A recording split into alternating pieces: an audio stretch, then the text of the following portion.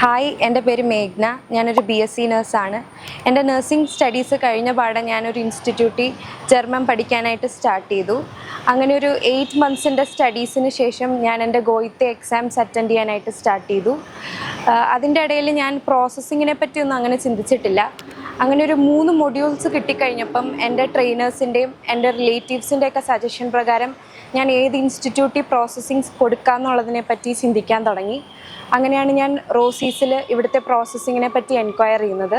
ഇവിടുത്തെ കാര്യങ്ങളൊക്കെ അറിഞ്ഞതിന് ശേഷം ഐ ഡിസൈഡഡ് ഇവിടെ തന്നെ പ്രോസസ്സിങ് കൊടുക്കാം.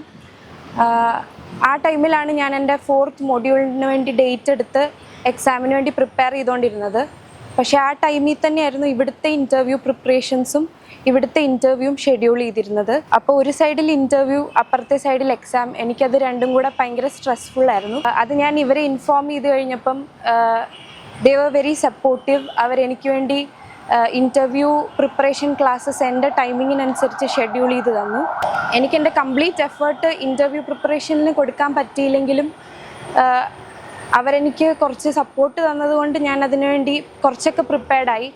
എങ്ങനെയൊക്കെയാണേലും ഇൻ്റർവ്യൂവിൻ്റെ കാര്യം ഓർക്കുമ്പോൾ എനിക്ക് ഭയങ്കര ടെൻഷനായിരുന്നു.